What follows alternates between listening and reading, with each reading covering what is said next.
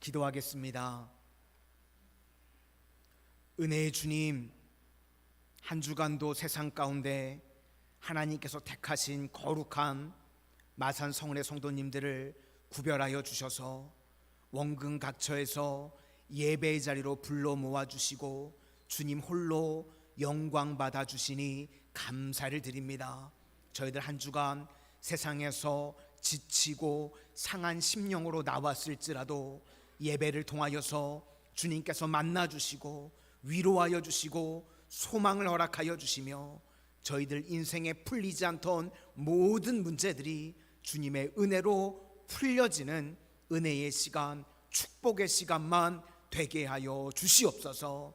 이 시간 주님만홀로 영광 받아 주시고 저희들에게서는 세상에서 줄 수 없는 은혜가 임하게 하여 주실 것을 믿사오며 예수님 이름으로 기도드립니다.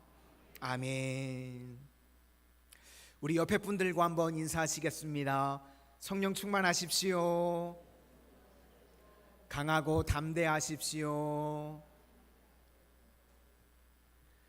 오늘은 하나님은 기억하신다, 하나님은 기억하신다 라는 제목으로 하나님의 말씀을 증거하도록 하겠습니다. 요셉이 지금 고난의 연속입니다. 그런데 가장 큰 어려움이 무엇일까 생각해 보면 심리적으로 잊혀지고 있다고 생각하는 어려움입니다. 예전에 한 선교사 훈련원에서요, 이런 질문이 있었습니다. 내가 지금 만약에 시베리아 감옥에 갇혀 있는데 아무도 내가 갇혀 있는 것을 알지 못하고 내가 죽어가고 있다면 그때의 심정을 기록해 보십시오 라는 질문이었습니다. 그랬더니 그 질문 앞에서 이 선교사 훈련을 받으시는 분들이 제일 많이 흔들리고 눈물을 짓는 모습을 보이더라는 것입니다. 그러니까 우리가요, 인생 가운데서 이렇게 사람들에게 잊혀진다 라고 하는 것이 너무나도 힘든 일이라고 하는 것입니다. 요셉도 원래는 사랑받는 아들이었습니다. 그런데 노예로 팔려갔죠. 그래서 가족들에게 잊혀진 인생이 됐습니다. 또 나름 노예로 있으면서 열심히 살았습니다. 그런데 하필 모함을 받아서 감옥에 갑니다. 이제는 완전히 잊혀진 인생이 되고 말았습니다. 그런데 감옥에 있을 때 이 술 맡은 관원의 꿈을 해석해 주죠. 그래서 이제 그 사람이 풀려나게 됩니다. 그때 요셉이 부탁을 합니다. 당신 이제 풀려나는데 나를 좀 기억해 주십시오. 내게 은혜를 베풀어 주십시오. 그 내용이 14절입니다. 14절을 한번 보시도록 하겠습니다. 시작. 당신이 잘 되시거든 나를 생각하고 내게 은혜를 베풀어서 내 사정을 바로에게 아뢰어 이 집에서 나를 건져 주소서. 이렇게 요셉이 청탁을 했는데 이 술 맡은 관원이요, 잊어버렸습니다. 남의 문제에 대해서 잘 기억하지 못하는 것, 이게 사람이라는 것입니다. 이렇게 도와줬는데도요 2년 동안 까맣게 잊어버렸습니다. 23절도 한번 보시도록 하겠습니다. 23절입니다. 시작. 술 맡은 관원장이 요셉을 기억하지 못하고 그를 잊었더라. 우리 인간이요, 이렇게 망각하는 존재, 잊어버리는 존재라는 걸 알기 때문에 사람들은 두려운 것입니다. 내 존재가 잊혀지는 것은 아닌가, 이것 때문에 두렵다는 것입니다. 그래서 오늘 본문에서 보여주는 핵심은요, 사람은 기억하지 못해도 하나님은 기억하고 계신다.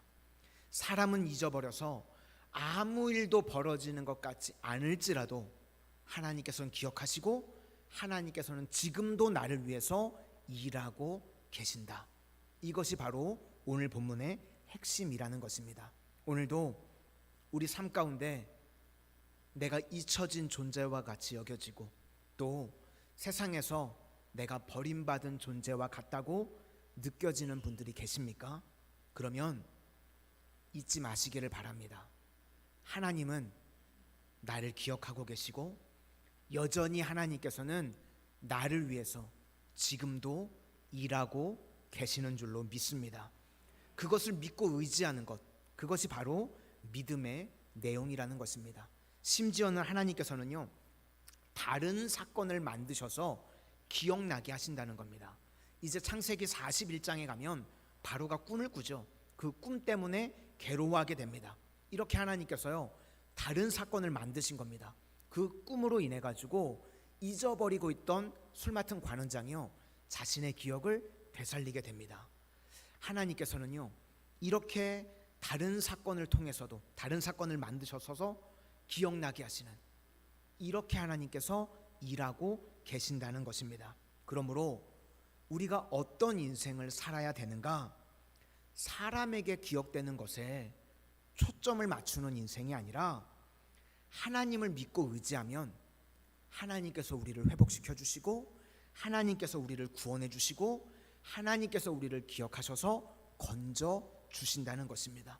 오늘도 이 믿음으로 일어설 수 있는 우리 마산성원의 모든 성도님들이 되시기를 바랍니다. 그래서 우리요, 사람의 기대에 대해서 너무 연연하지 마시기를 바랍니다. 사람에게 기대하면요, 실망만 커지게 됩니다. 사람은 잊어버리는 존재이기 때문에 그렇다는 것입니다. 그러나 하나님은 기억하고 계시고, 하나님은 지금도 일하고 계시고, 하나님은 우리를 구원해 주시는 줄로 믿습니다. 우리도 하나님만 기억할 줄 아는 요셉과 같은 거룩한 종들이 다 되시기를 소망합니다. 특별히 아무 일도 안 벌어지는 것 같은데 하나님께서 일하고 계신다는 것을 알 수 있는 것은요, 비행기를 예로 들 수 있을 것 같습니다. 우리가 장거리 비행기를 타게 되면요, 한 처음 30분 정도는요 설레입니다. 새로운 곳에 간다는 마음이 들어서요 설레이죠. 그리고 이제 기다리고 있으면 기내식도 나옵니다. 그죠? 기내식도 먹고 한 두세 시간 동안 이제 푹 숙면을 취하십니다. 그러면 이제 두세 시간 있다가 눈이 떠지죠. 그럼 화장실 갔다가 또 한두 시간 잡니다. 그리고 그 다음에 이제 눈이 또 떠지면 그때부터는요 지루함의 연속입니다. 그죠?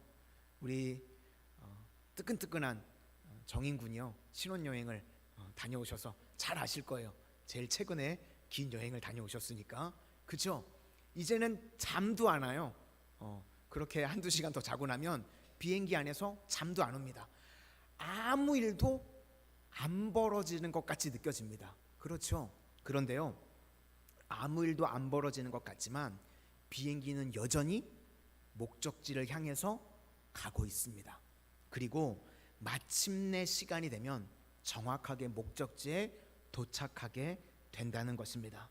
우리 인생이 그렇습니다. 사람들이 다 나를 잊어버리고 아무 일도 벌어지는 것 같지 않아 보여도요, 비행기가 날아가는 것처럼 보이지 않고 느껴지지 않을지라도 하나님께서는 나를 기억하고 계시고, 하나님께서는 여전히 일하고 계셔서 우리가 알지 못하는 새로운 일을 만들어 내신다는 것입니다. 지금 요셉이요, 감옥에 갇혀 있습니다. 아무 일도 안 벌어지는 것 같습니다. 그런데 하나님께서 일하고 계십니다. 애굽 내부에서요, 어떤 일이 벌어지고 있는지 우리가 어떻게 알겠습니까? 그렇죠? 그런데 아마 이 왕정에서 반란을 일으키는 것 같은 사건이 있었던 것 같습니다. 그래서 두 명의 사람이 오해를 받고 감옥에 갇히게 됩니다. 술 맡은 관원과 떡 굽는 관원. 왜 이런 일이 벌어졌을까요? 요셉은 알 턱이 없죠. 애굽 내부에서 왜 이런 일이 벌어졌는지 요셉은 전혀 알 길이 없습니다. 그럼 지금 이 일을요, 누가 하셨을까요? 하나님이 하셨다는 겁니다. 술 맡은 관원, 떡 굽는 관원이 지금 옥에 들어온 게요, 우연이 아니라는 것입니다. 하나님께서 일하고 계신다는 증거라는 것입니다. 그들이 감옥에 들어왔기 때문에 요셉과 교제하게 되고, 그들이 꿈꾸고 요셉이 해석함으로 말미암아 바로에게 나아가는 길이 열리게 되었다는 것입니다. 하나님께서요, 우리 인생 가운데 지금도 일하고 계십니다. 하나님께서요, 우리 인생 가운데 지금 기회를 만들고 계십니다. 하나님께서 우리 인생 가운데 지금 축복의 길로 우리를 이끌어 가시는 줄로 믿습니다. 우리가 보이지 않는다고, 우리가 느껴지지 않는다고 아무 일도 벌어지는 것이 아니라는 것입니다.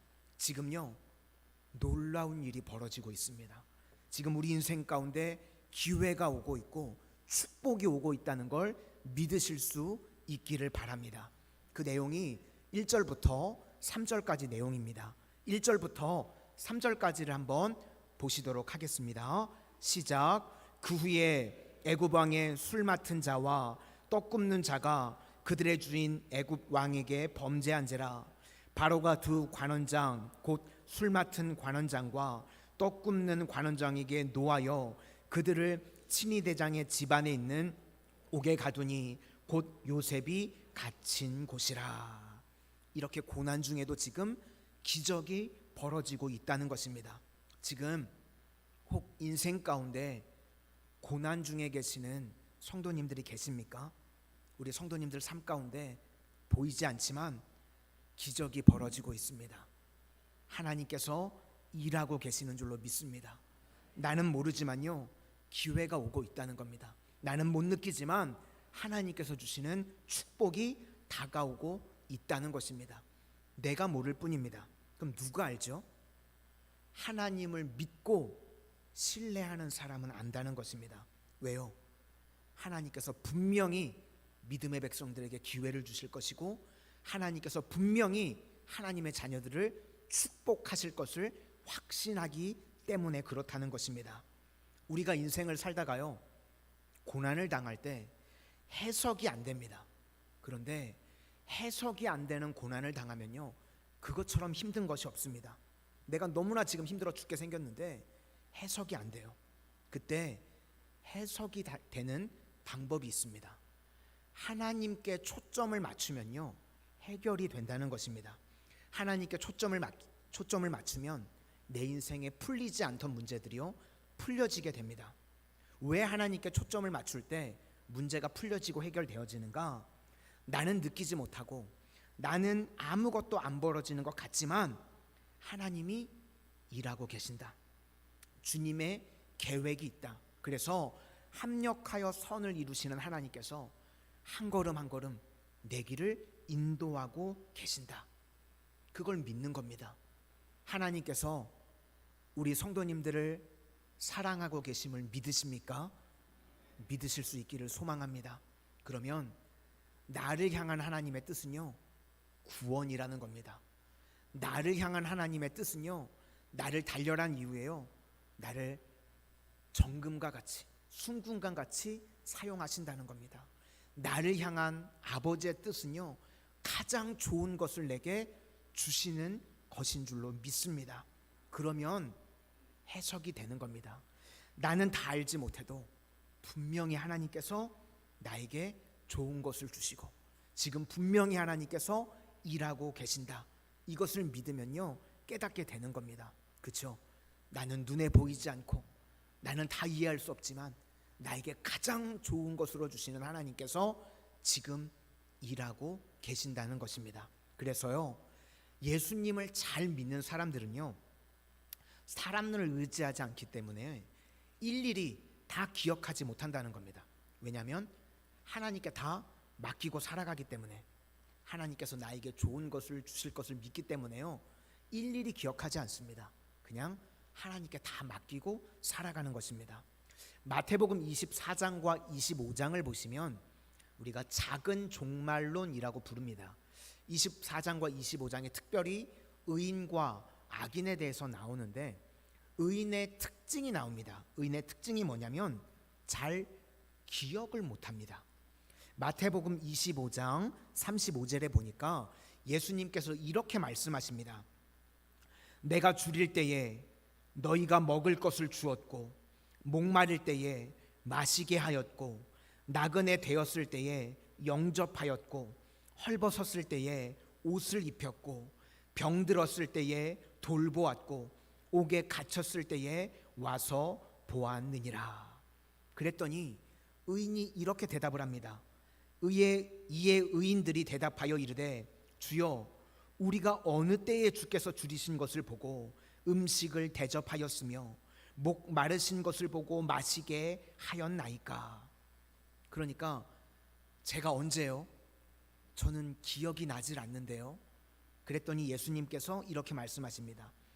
지극히 작은 자 하나에게 한 것이 곧 내게 한 것이니라. 그러니까 의인은요, 그냥 일상에서 주님과 동행하면서 자신의 삶을 산 겁니다. 그러니까 기억을 못하죠. 그런데 예수님은요, 다 기억하고 계시더라는 것입니다. 우리 삶 가운데요, 내가 다 기억하는 것은요 중요하지 않습니다. 그냥 우리는요 주님과 동행하면서 일상에서 충성하는 겁니다. 그러면 우리는 잊어버려도 됩니다. 왜냐하면 주님께서 절대로 잊어버리지 않으시기 때문에, 주님께서 기억하시고 갚아주시고 은혜 부어주시는 줄로 믿습니다. 그래서 요셉이 흔들리지 않았던 믿음을 가졌던 이유는요, 사람은 다 잊어버려도 하나님이 기억하신다는 겁니다. 내가 묶여서 감옥에 있어서 아무 일을 할 수 없을지라도 지금 하나님께서 나를 위해서 일하고 계신다는 것입니다. 오늘 이 요셉의 믿음이 우리의 믿음이 될 수 있기를 소망합니다. 하나님이요 다 기억하고 계십니다. 그리고 하나님이요 우리를 위해서 일하고 계시는 줄로 믿습니다. 그러면 이제 장애가 되는 것 한 가지, 그리고 우리가 해야 될 일 두 가지 정도를 살펴보기를 원합니다. 먼저 이렇게 주님만 의지하고 살아갈 때요, 장애가 되는 것이 무엇인가 하면 원망하는 것입니다. 우리가 절대로 해서는 안 되는 것이 무엇이냐면 원망하는 것. 이것만은 우리가 절대로 해서는 안 됩니다. 지금 분명히요 우리 삶 가운데 기회가 오고 있습니다. 우리 삶에요 축복이 오고 있습니다. 그런데 장애가 되는 것이 뭐냐면 원망입니다. 원망하면요 거기서 끝나버립니다. 그래서 인생 가운데 고난이 올 때 원망하게 되면요 최악의 조합입니다. 고난 플러스 원망, 그러면요 그냥 인생 거기서 끝나고 망하게 되는 것입니다. 우리 성도님들 고난 중에 계시는 분들이 계시다면 다른 건 몰라도 원망만큼은 하지 마실 수 있기를 바랍니다. 요셉을 보면요, 요셉은 정말 억울하고 원망할 수 있는 상황입니다. 그런데 성경을 보면 어디에도 요셉이 원망했다는 말이 없습니다. 만약에 제가 요셉이었으면요 애굽의 총리가 되자마자 저는 찾아갈 사람이 있습니다. 보디발의 아내, 아주머니, 저 좀 봅시다. 네, 아줌마 꼭 할 말이 있는데 우리 성도님들은 안 그러시겠습니까? 이 아줌마가 나 꼬셔가지고 내 인생 이렇게 됐다고, 내가 다른 건 몰라도 이 아줌마를 꼭 한번 만나야 되는데, 요셉은요 그런 말이 없습니다. 아줌마를 만났다는 이야기가 성경에 없어요. 또 근원적으로 요셉이 원망하려고 하면 누가 있죠? 요셉의 형들. 야, 니들이 형이냐? 17에 팔려가서요 13년을 노예와 감옥에 있었습니다. 그놈의 형들 때문에. 그런데요 형들을 원망하지 않아요. 형들이 쫄아가지고요 막 거짓말하고 그러잖아요. 그런데 두려워하지 말라는 거예요. 형들이 그런 게 아니라 하나님이 나를 먼저 보내셨다는 겁니다. 요셉은요 사람 원망하는 내용이요 하나도 없습니다. 마치요 예수님 같아요. 이사야 53장에 나오는 예수님의 모습이 그렇습니다.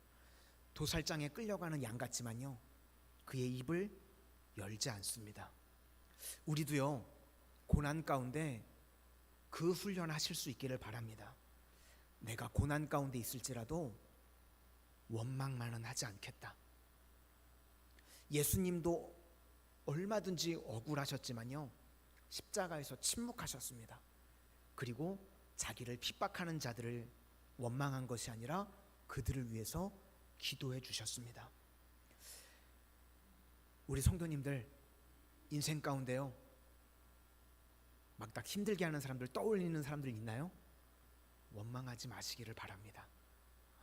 그리고요, 또 하나님을 원망하지 않았습니다. 요셉은 사람 원망하지 않았고 하나님 원망하지 않았습니다. 왜냐하면 하나님에 대한 신뢰가 있었기 때문에. 하나님을 원망한다는 건요, 내 눈에 아무것도 보이지 않으니까 아무 일도 일어나지 않는다는 거죠. 그러니까 하나님을 원망한다는 건데, 사실 내 눈에 아무 증거 안 보여도 하나님은 기억하고 계시고 하나님은 일하고 계십니다. 그래서 우리 믿음의 백성은요, 고난 가운데 원망이 아니라 기대하는 것입니다. 하나님께서 새 일을 행하시겠구나, 내 인생 가운데. 이렇게 원망이 아니라 기대할 수 있는 믿음의 백성들이 되실 수 있기를 바랍니다. 일본 속담 가운데요, 이런 속담이 있습니다. 바람이 불면 쥐가 창궐한다. 왜 바람이 부는데 쥐가 창궐할까요?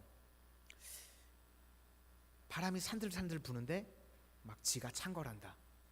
바람이 불면 먼지가 날리죠. 먼지가 날리면 사람들 눈에 들어갑니다. 그럼 이제 눈을 심하게 비비면 이 눈이 상해서 맹인이 된다는 거예요. 앞을 보지 못하는. 맹인이 되면 일본 사람들은 무슨 일을 하는가? 예전에 우리나라는 이제 이렇게 마사지 같은 일들을 많이 하셨는데, 일본 사람들은 악기 연주를 하신답니다. 이 사미센이라고 하는 악기인데요, 뭐 기타나 바이올린 비스무리하게 생겼습니다.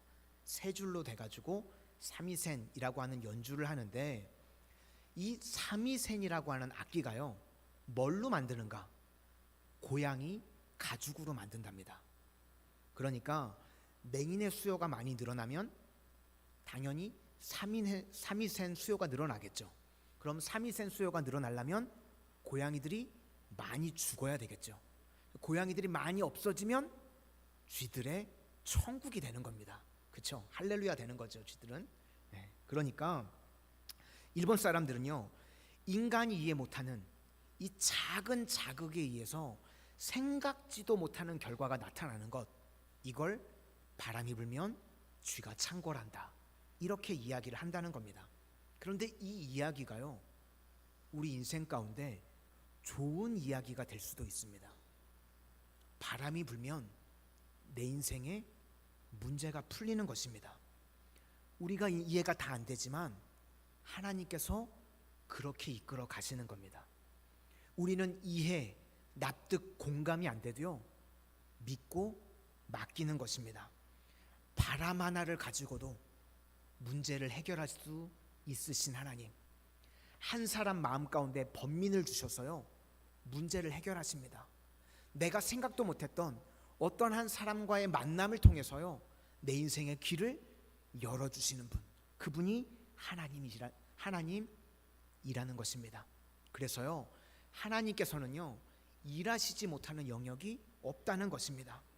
우리는 다 이해하지 못하기 때문에, 그래서 내 입술로 원망하면 안 된다는 겁니다. 원망하면요, 그냥 거기서 끝나게 됩니다. 우리 고난은요, 영원하지 않습니다. 고난은 소나기 같이 지나가는 것입니다. 그러므로 함부로 원망해서 구덩이에서 빠져나오지 못하는 인생이 아니라 하나님만을 철저히 신뢰하고 의지할 수 있는 믿음의 백성들이 다 되실 수 있기를 축원합니다. 요셉에게 있어서요, 감옥이 나쁜 것이었나요? 거기서 술 맡은 관원을 만나게 되고 새로운 길이 열리게 되었습니다. 그래서 우리도요, 주님께 다 맡기고 신뢰하는 겁니다. 그러면 주님께서 이루어 주십니다. 시편 37편 5절 말씀 많이 들어보셨죠? 내 길을 여호와께 맡기라. 그를 의지하면 그가 이루시고. 맡기면 이루어 주십니다. 그런데 어떻게 이루어 주시는가? 6절을 보니까 내 의를 빛같이 나타내시며 내 공의를 정오의 빛같이 하시리로다. 흐린 날씨였는데 정오의 빛, 그러면 얼마나 강력합니까? 이렇게 역전되게 된다는 것입니다. 단 원망만 하지 않으면. 우리가 고난 가운데 원망할 타이밍에요, 기도하고 찬송하실 수 있기를 바랍니다. 그럼 반드시 주님께서 역전의 은혜를 우리 삶 가운데 베풀어 주실 줄로 믿습니다. 그럼 이제 우리가 긍정적으로 해야 될 것은 섬기라는 것입니다. 내게 주어진 모든 기회와 자원을 가지고 섬기는 일에 초점을 맞추라는 것입니다. 4절을 한번 보시도록 하겠습니다. 4절입니다. 시작. 친위 대장이 요셉에게 그들을 수종들게 하매 요셉이 그들을 섬겼더라. 그들이 갇힌 지 여러 날이라. 지금 요셉은 자기 환경도 좋지 않는데 그냥 초지일관 섬기고 있습니다. 우리도요, 환경과는 관계없습니다. 내가 부자가 되든지 때로는 내가 가난해도요 얼마든지 섬길 수 있습니다. 혹 내가 건강이 좋지 않든지 혹은 건강하든지 얼마든지 섬기는 일은 가능합니다. 세상에서 제일 어리석은 사람은요, 자기만을 위해서 살아가는 사람. 이런 이기적인 인생은요 결국은 무너지게 됩니다. 그런데 섬기는 인생은요 윈윈입니다. 너도 살고 나도 살게 됩니다.